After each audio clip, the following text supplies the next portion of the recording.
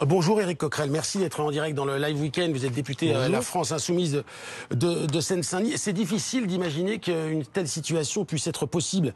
Quelle est votre analyse et quelle est votre réponse, votre solution face à cela?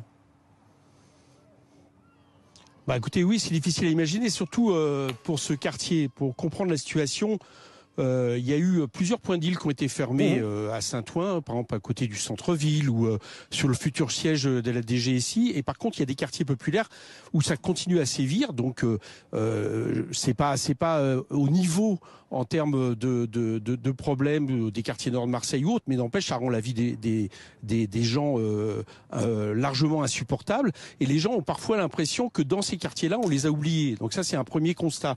Le deuxième constat, c'est qu'effectivement, surtout dans une ville où on se fait fort de lutter contre le trafic de drogue, imaginez de fermer un établissement à cause du trafic.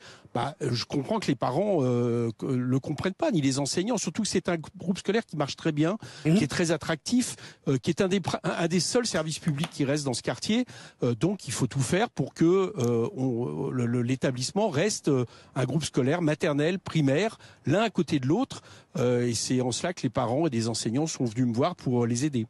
On a le sentiment, je résume à ma façon et je veux évidemment votre analyse, qu'il y a deux urgences. Il y a l'urgence pour ces enfants, pour ces petits élèves et la capacité de l'État français à garantir une éducation. Et puis il y a l'urgence face au trafic de drogue qui, à Saint-Ouen en l'occurrence, mais un peu partout, c'est ce que l'on entend, gagne du terrain. Quelles sont les solutions que vous préconisez dans ces deux urgences ?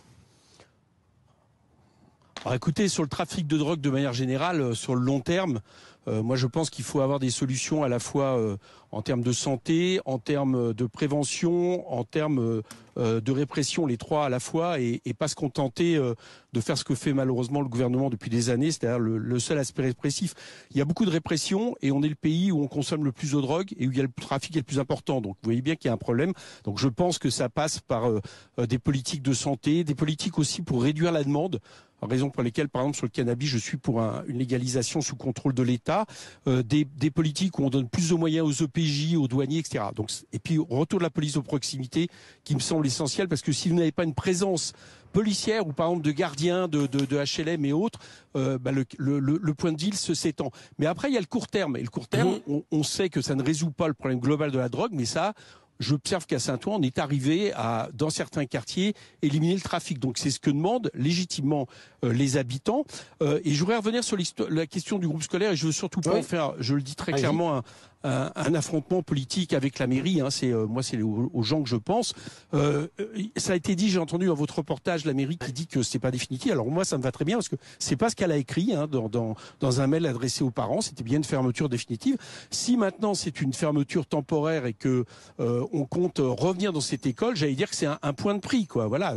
Mais ça doit être dès la rentrée. Donc dès la rentrée, il doit y avoir la possibilité que cette école reste maternelle et primaire côte à côte. Chacun comprendra pourquoi. Hein. Quand vous avez une école, elle marche ensemble. Si vous avez une maternelle qui est disjointe, les parents peuvent par exemple aller à la maternelle et puis après mettre leurs enfants ailleurs que dans l'école primaire, surtout dans des quartiers qui sont des quartiers, j'allais dire, populaires. C'est pas toujours facile de garder cette cohérence.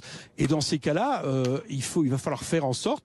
Moi, j'ai déjà interpellé le préfet à ce niveau-là. Je vais interpeller l'Éducation nationale pour que ce point de deal soit supprimé et que il puisse y avoir une vie à nouveau sereine pour les écoliers et les parents d'élèves, dont je comprends l'inquiétude.